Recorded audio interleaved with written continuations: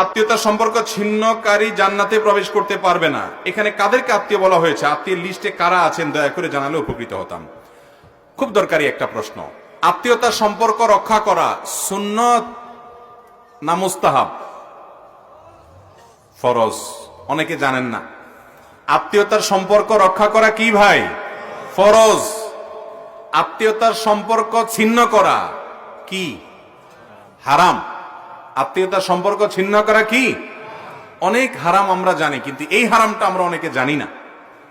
আত্মীয়র সাথে আপনি চিরতরের সম্পর্ক ছিন্ন করে ফেলছেন, কোনো যোগাযোগ নাই, একদম সম্পর্ক কাট করে ফেলছেন, আপনি হারামে লিপ্ত আছেন। এখন কথা হলো কারা আত্মীয়?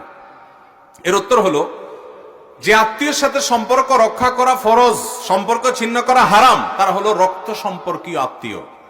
যাদের সাথে আপনার ব্লাডের সম্পর্ক আছে, রক্ত সম্পর্ক আছে, এই আত্মীয়ের মধ্যে এক নম্বরে চলে আসে বাপ এবং সন্তান, মা, বাপ মা এবং সন্তান। কারণ বাপ মার সাথে সন্তানের সম্পর্ক একেবারে সরাসরি রক্তের। এরপরে হলো ভাই বোন, তারপরে ভাতিজা ভাতিজি, তারপরে চাচা ফুফু, দাদা দাদি, এরা সব রক্ত সম্পর্কীয়। তারপরে মায়ের দিককার মা, খালা, মামু, তারাও মায়ের দিককার আত্মীয়।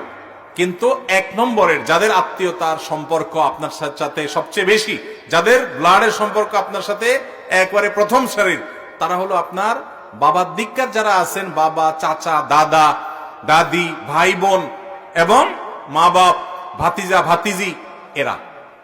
আমাদের দেশে এই সমস্ত আত্মীয়দের সাথে বরং আরো লাগালাগি বেশি থাকে, ঠিক না বে ঠিক? ওই দূরের কোথাকার কোন আত্মীয়, তার সাথে খুব দোস্তি।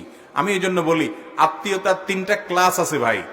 এক নম্বর ক্লাসের আত্মীয় হলো এই যাদের কথা বললাম, বাপ, ফুফু, চাচা, দাদা দাদি, ভাই বোন, ছেলে মেয়ে, ভাতিজা ভাতিজি, এরা। আর দুই নম্বর বা দ্বিতীয় শ্রেণীর আত্মীয় হলো মায়ের দিককার যারা আছেন, মামু, খালু, আরে মামু, আপনার খালা, তারপরে আপনার নানা নানি, এরা।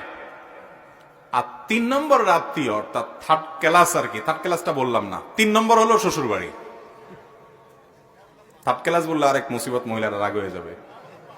থার্ড ক্লাস না, তৃতীয় প্রকারে যায় পড়ে কোনটা? আর আমাদের দেশে ওইটা এখন কয় নম্বরের? এক নম্বরে। ভাইরা আমার, এটাও ঠিক যে যারা এক নম্বরের আত্মীয়, তারা অনেক সময় এত শত্রুতা করে যে দেখা যায় দুনিয়ার কেউ এত ক্ষতি করে না চাচারা যত ক্ষতি করে, দুনিয়ার কেউ এত শত্রুতা করে না ফুফুরা যত লেগে থাকে, এত শত্রুতা কেউ করে না ভাই যত লেগে থাকে। যদি কোনো আত্মীয় আপনার সাথে এরকম আচরণ করে, ও তো কপাল পোড়া, কারণ সে আত্মীয়কে কষ্ট দিচ্ছে, ও তো হারাম করতে